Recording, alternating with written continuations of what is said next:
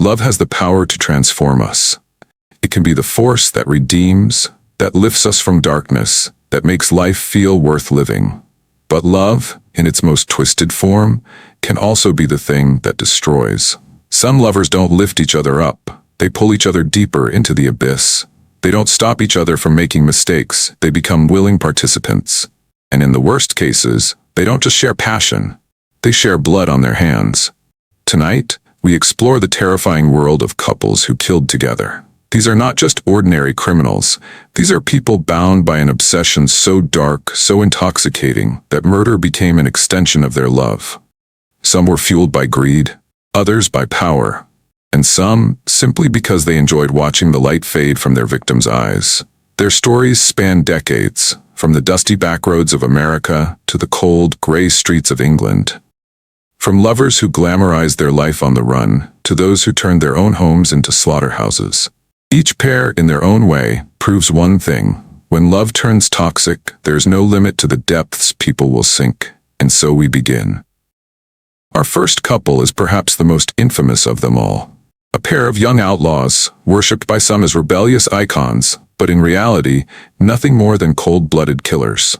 They thought they were invincible. They thought their love made them untouchable. But in the end, their love story ended in a hail of bullets. When Bonnie Parker met Clyde Barrow in 1930, the world was crumbling under the weight of the Great Depression.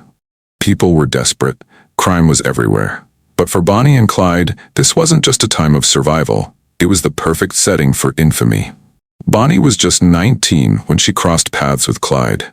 A petite, sharp-witted girl with dreams of becoming a writer, she wasn't born into crime. But Clyde had already begun his descent. He had spent time in prison, learning the brutal realities of life behind bars. He swore he'd never go back.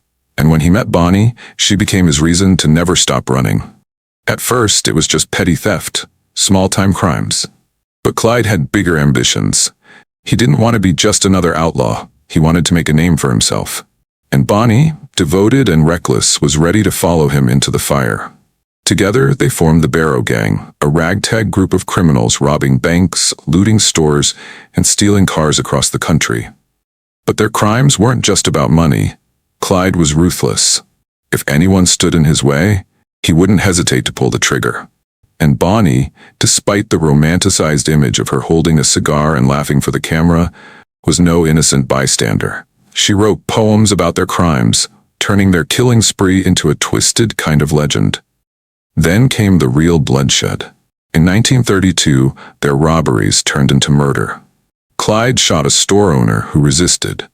A few months later, a sheriff and his deputy tried to capture them at a hideout. They didn't live to tell the tale. Bonnie and Clyde weren't just criminals anymore. They were fugitives, hunted by law enforcement across multiple states. Yet, instead of slowing down, they became even more reckless. They left a trail of bodies, escaping police ambushes by the skin of their teeth. In one shootout, Bonnie was badly burned in a car crash. Witnesses said Clyde carried her away, refusing to leave her behind. For all their violence, their devotion to each other was undeniable. But love can't outrun fate forever. The law was closing in, and they knew it. In their final days, they drove endlessly, moving from one safe house to the next. Bonnie wrote a poem, almost like she knew how their story would end. It read, "Someday they'll go down together, and they'll bury them side by side. To few, it'll be grief, to the law, a relief. But it's death for Bonnie and Clyde." And she was right. On the morning of May 23, 1934, a heavily armed posse of lawmen set up an ambush along a Louisiana highway. As Bonnie and Clyde drove past in their stolen Ford V8, the officers didn't wait for them to draw their guns. They fired relentlessly, over 130 rounds. Clyde died instantly. Bonnie, according to some reports, screamed before the bullets silenced her forever. Their love story ended just as violently as it had begun. Their bodies were riddled with bullets, their crime spree brought to an abrupt and brutal halt. But even in death, Bonnie and Clyde became legends. People romanticized them as star-crossed lovers who defied the system. But behind the fame, behind the photographs and the myths, the truth was much darker. They weren't just lovers. They were killers. And their love didn't save them, it destroyed them. But their story is just the beginning. Because while Bonnie and Clyde may have craved fame, our next couple craved something far more disturbing. They didn't kill for money. They didn't kill for survival. They killed because they liked it. And their crimes were so monstrous, so unspeakable, that even today, their names send a chill down the spine.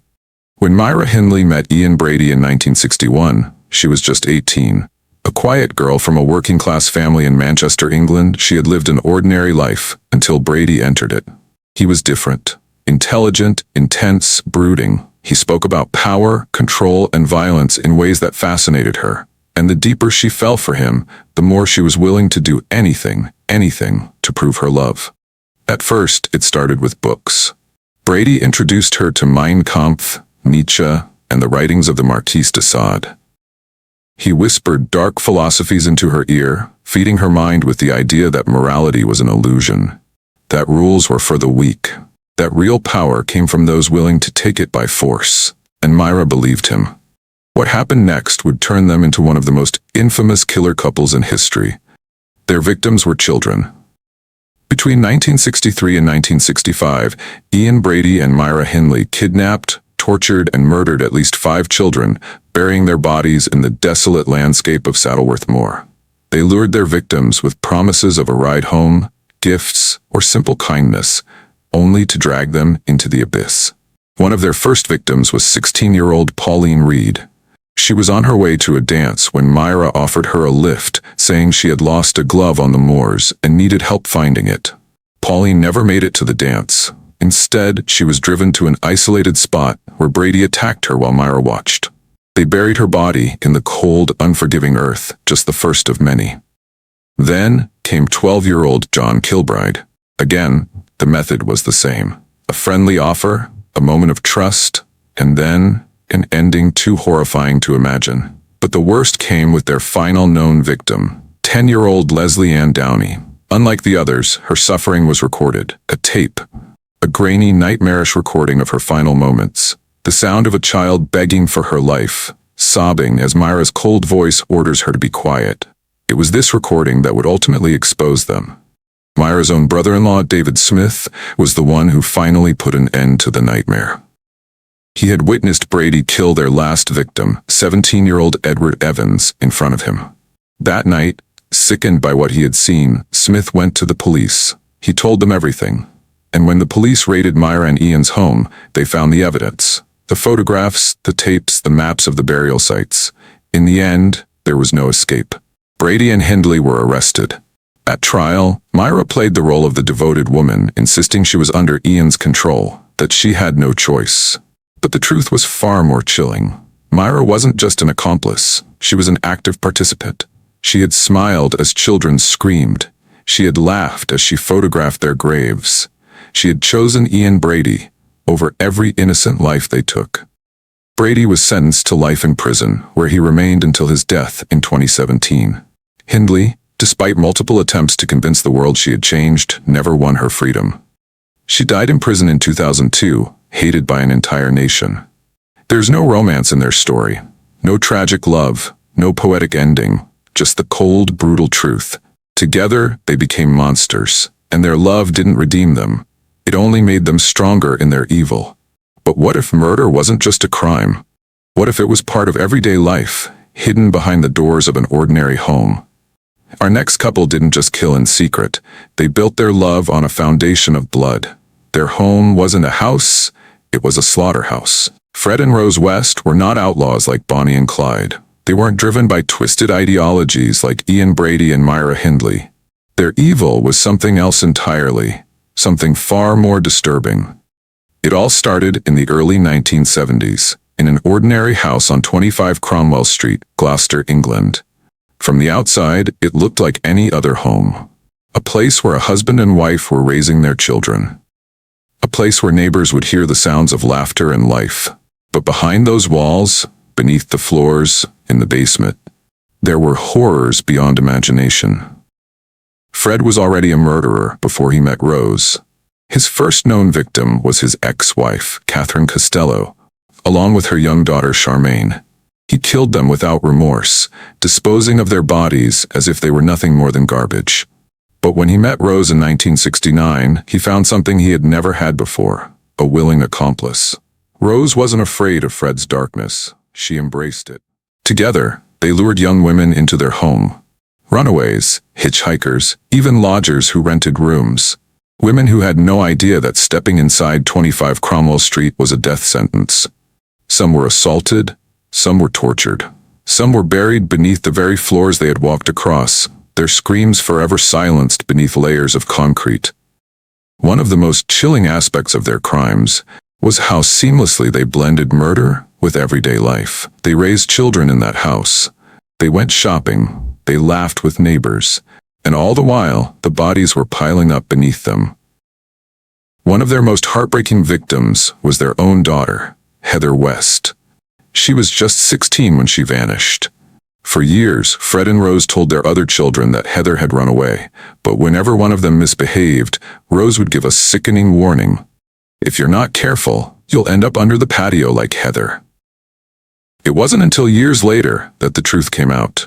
In 1994, police finally began investigating Cromwell Street after receiving reports of abuse within the West family. They started digging in the backyard, and what they found was beyond comprehension. Bones, bodies, the remains of at least 12 victims. Fred West was arrested, and when he realized there was no escape, he confessed to everything. But before he could stand trial, he took the coward's way out. He hanged himself in his prison cell in 1985, leaving Rose to face the consequences alone. At trial, Rose West played the role of the grieving wife, insisting she had no part in the murders. But the evidence was overwhelming.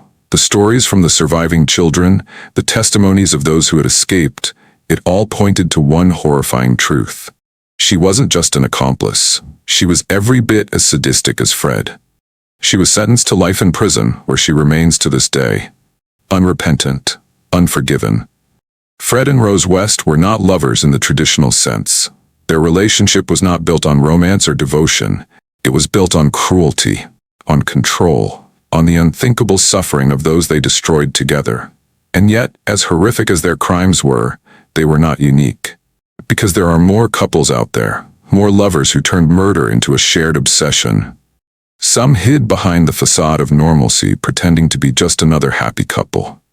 Others embraced their monstrosity, turning their crimes into a performance. Our next couple? They were the latter. The world saw their smiling faces and picture-perfect relationship, but behind closed doors, they were something else entirely. Some killers hide in the shadows, their evil lurking beneath the surface. Others wear it like a mask, pretending to be something they're not. And then, there are those who take it a step further. Those who smile for the cameras, who charm the world, who look so perfect together that no one would ever suspect the horrors they've committed. Paul Bernardo and Karla Homolka were that couple. Blonde, attractive, and seemingly in love, they looked like the embodiment of a perfect relationship. But behind closed doors, beneath the smiles and the staged romance, was something twisted, something inhuman. Paul was already a monster before he met Karla. By the late 1980s, he had earned the nickname the Scarborough Rapist, attacking women across Ontario, Canada. He was careful, methodical, a predator who stalked his victims in the night. But when he met Karla in 1987, he found something even more dangerous than his own cruelty. A woman who didn't just accept his darkness, she encouraged it. Karla was not a victim. She was not a woman trapped under a killer's control. She was a willing participant, someone who fed Paul's violent fantasies, who didn't just turn a blind eye, but actively helped him. And the proof of that? The first life they took was her own sister. On Christmas Eve 1990, Karla gave Paul what she called the ultimate gift. She drugged her 15-year-old sister, Tammy, using stolen veterinary sedatives, then invited Paul to do whatever he wanted to her while she was unconscious.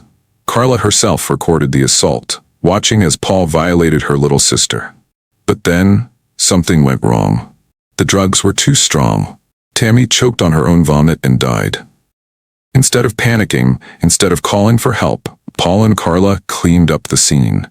They dressed Tammy's body, staged it to look like an accident, and called 911. When paramedics arrived, they found two devastated siblings, crying over the unexpected tragedy.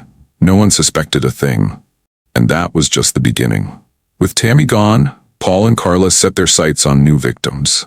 Over the next 2 years, they kidnapped, tortured, and murdered at least 2 more young women. Leslie Mahaffey, a 14-year-old girl they abducted from outside her home, and Kristen French, a 15-year-old schoolgirl they forced into their car. Both were subjected to unspeakable horrors. Both were videotaped, their suffering turned into Paul and Karla's sickening home movies. And then, just as suddenly as it started, it all fell apart. Paul had grown increasingly violent, even toward Karla. The man she once worshipped was now turning on her, beating her, threatening her. And Karla? Karla, ever the survivor, did what she had to do. She went to the police. She played the role of the abused woman, the helpless girlfriend who had been forced into everything. She told them Paul was the real monster, that she had been powerless to stop him. The tapes told a different story. When investigators searched Paul and Karla's home, they found the recordings of their crimes. And in those tapes, Karla wasn't a terrified victim. She wasn't resisting. She was laughing. She was participating. She was just as guilty as Paul. But by the time the tapes were found, it was too late. Karla had already made a deal with the prosecution, a plea bargain that gave her just 12 years in prison in exchange for her testimony against Paul. A deal the Canadian public would later call a deal with the devil. Paul was sentenced to life in prison, declared a dangerous offender with no chance of parole. Karla, on the other hand, walked free in 2005. She changed her name. She started a new life. She even got married and had children, as if her past had been erased. But the world never forgot. To this day, her name is synonymous with betrayal, with evil hiding in plain sight. She was the perfect blonde, the devoted wife, and the cold-blooded killer who got away with it. Paul and Karla were not lovers in the traditional sense. They were not partners in crime like Bonnie and Clyde. What they had was something worse, a relationship built on the suffering of others. A bond formed in the darkest pits of human depravity. And yet, they were not alone. Because there are couples who kill for greed, couples who kill for power, and then there are couples who kill simply because it excites them. Our next pair was not driven by money or revenge or even personal gain. They killed for the thrill of it. Some couples kill in secret, hiding their crimes behind closed doors. Others blend into society so well that no one suspects the horrors they're capable of. But then, there are the rare few who don't care about hiding, who leave behind a trail of bodies moving from city to city, state to state, unstoppable, unpredictable, untamed. Alton Coleman and Deborah Brown were that kind of couple. Their love story wasn't romantic, it wasn't tragic, it was pure chaos. A blood-soaked journey of murder, torture, and destruction that left 6 people dead and countless others scarred for life. Alton Coleman was no stranger to violence. By the time he met Deborah in 1983, he already had a long history of sexual assault and violent crimes. But something about Deborah made him more dangerous than ever. She was his shadow, his accomplice, his obedient disciple. Whatever he wanted, she did. Whoever he wanted to hurt, she helped him. And together, they unleashed terror across the Midwest. It started in May 1984. The first victim was 9-year-old Vernita Wheat. She was just a child, trusting and innocent, when Coleman and Brown lured her away from her home in Kenosha, Wisconsin. They told her she'd be safe, that they were friends. But what happened to her in the hours that followed was unspeakable. Her body was later found in an abandoned building, strangled, discarded like trash, and that was just the beginning. What made Coleman and Brown different from other killer couples was the speed, the sheer madness of their spree. Unlike others who planned their murders carefully, they killed impulsively, recklessly. They struck in one state, then fled to another. Indiana, Ohio, Michigan, Kentucky, Illinois, no place was safe. Their victims were chosen at random. A 25-year-old woman named Donna Williams, who made the fatal mistake of trusting them. A 77-year-old woman named Marlene Walters, beaten to death in her own home.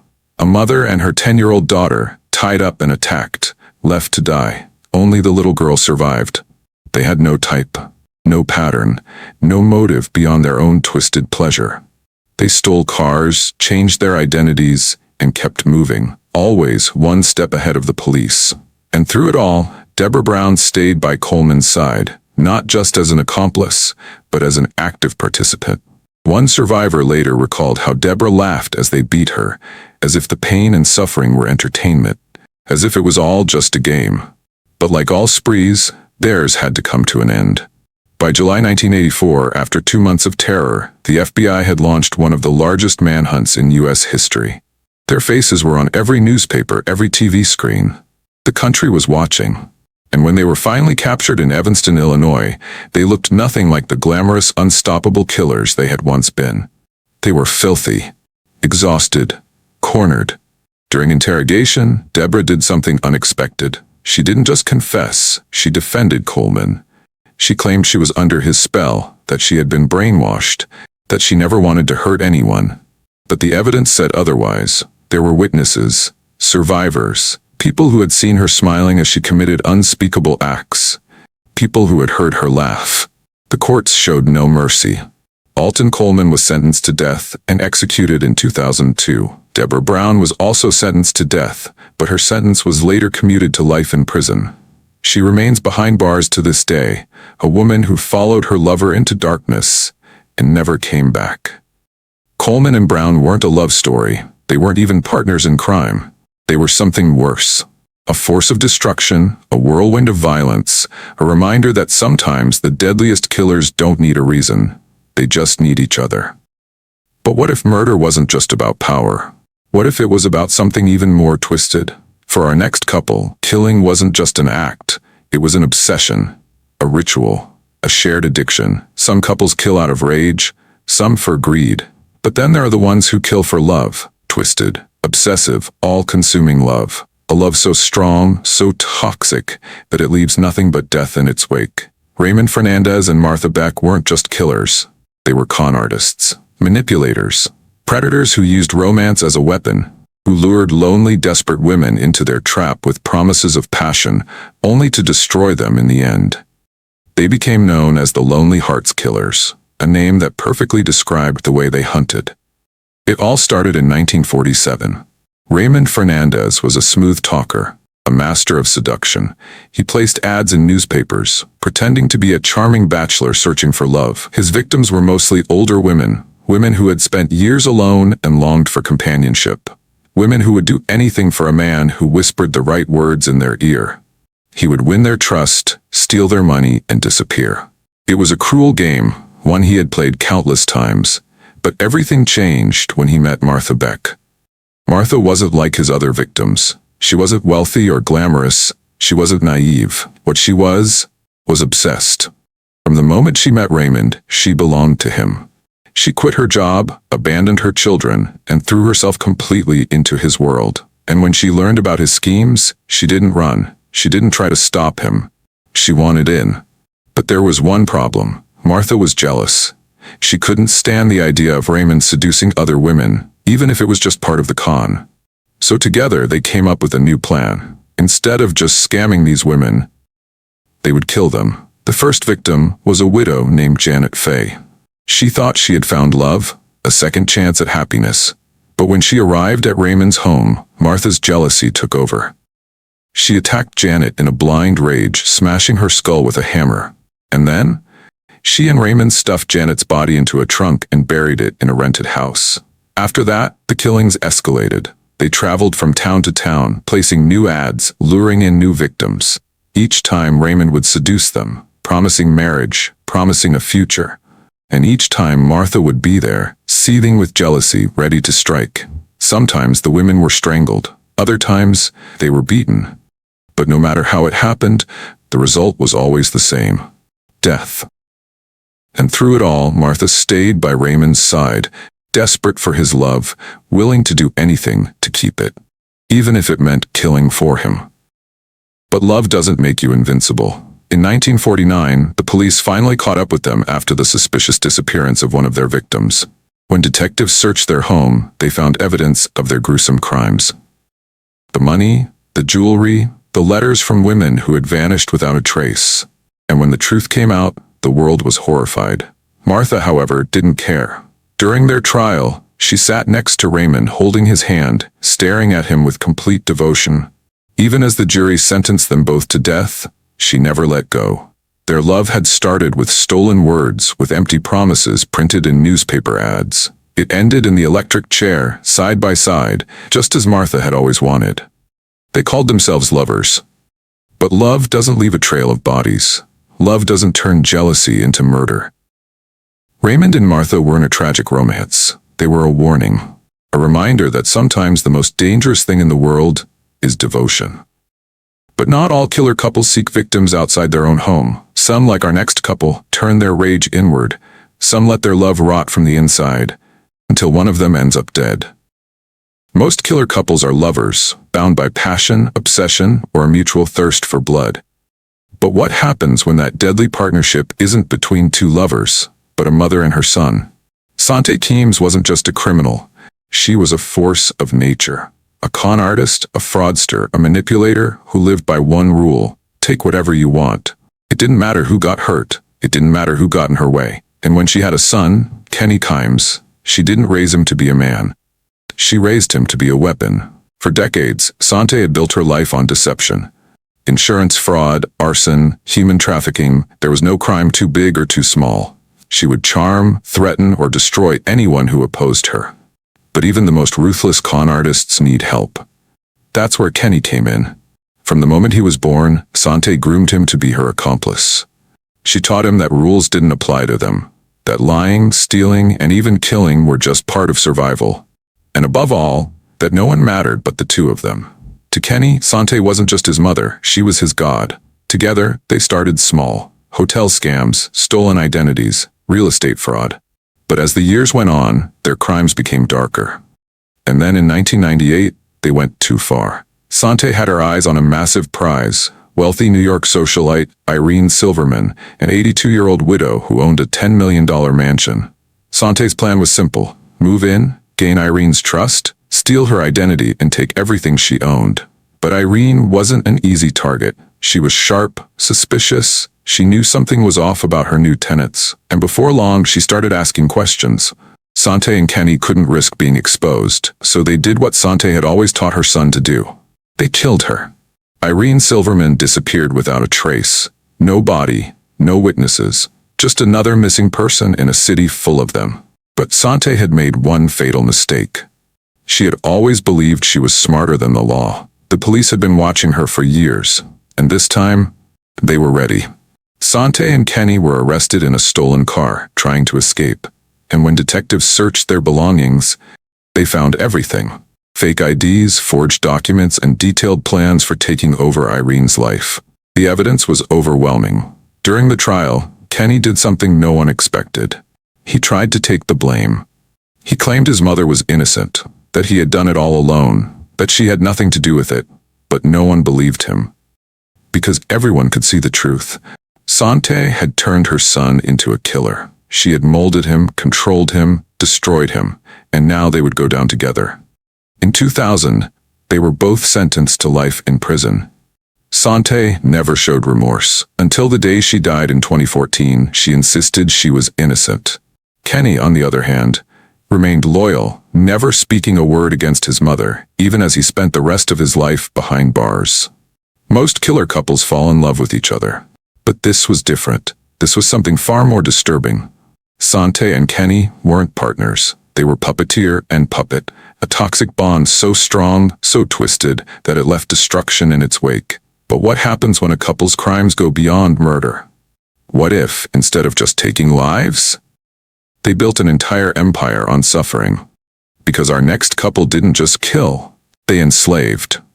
Gerald and Charlene Gallego weren't just killers. They were predators. They didn't just take lives, they stole innocence. They turned their victims into playthings, into possessions, into disposable objects meant to fulfill their sick fantasies before being discarded like trash. For 2 years, they hunted young women across the western United States, leaving behind a trail of bodies, shattered families, and unanswered questions. They became known as the sex slave killers. But their story didn't start with violence. It started with control. Gerald Gallego had spent his entire life manipulating women. He was a career criminal, a violent sociopath who saw people as tools to be used and discarded. But he wanted more than just a partner. He wanted a servant, someone who would obey him without question. And when he met Charlene in 1977, he knew he had found the perfect victim. Charlene was quiet, insecure, desperate for love. She had spent her whole life trying to please the people around her.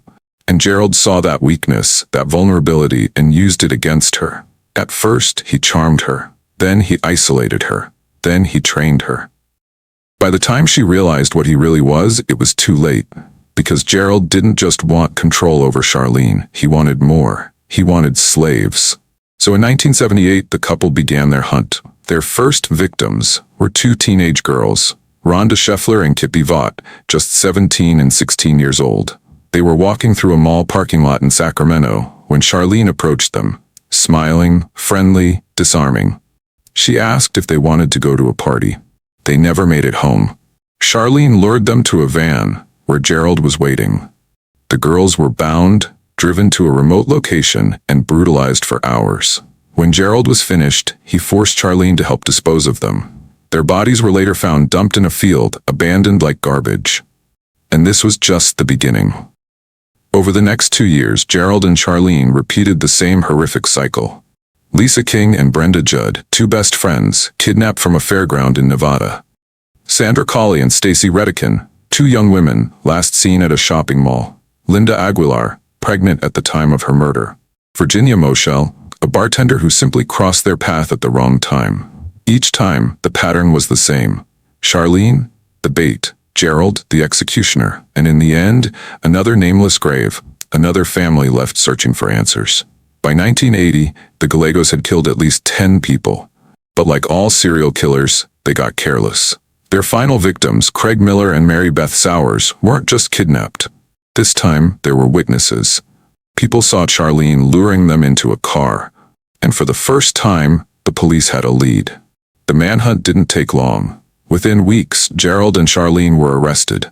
And that's when their partnership, so strong, so twisted, began to unravel. Charlene, faced with the possibility of life in prison, did the one thing Gerald never expected. She turned on him. She claimed he had forced her to participate, that she was just as much a victim as the girls they had murdered, that she had never wanted to kill. She cut a deal, plead guilty, testify against Gerald, and in return, she would walk free after 16 years in prison. Gerald, on the other hand, was sentenced to death. He died in 2002, never showing an ounce of remorse. Charlene was released in 1997, vanishing into the world as if she had never been part of the nightmare. But the families of their victims never forgot. The Gallegos weren't a love story. They weren't a romance. They were a horror story, one where love became slavery and death became routine. But what happens when a killer couple doesn't just hunt for victims, but invites others to join in? Because our final couple didn't just kill together. They built a cult. Some killers hide in the shadows.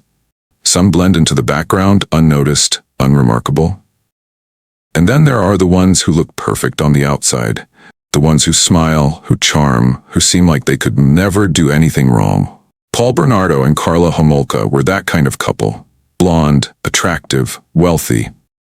They looked like the perfect love story. But behind closed doors, they were something far worse. They weren't just killers. They were monsters. Their crimes were so brutal, so shocking that the entire world struggled to believe them. Because Paul and Karla didn't just kill. They tortured. They recorded their victims' suffering. And worst of all, they smiled while they did it. Their story started like a fairy tale. Karla was a pretty, intelligent 17-year-old girl when she met Paul in 1987. He was older, confident, handsome, a man who knew how to make a young girl feel special. What she didn't know was that Paul was already a predator, a serial rapist who had spent years attacking women in secret. But when Karla found out the truth, she didn't run.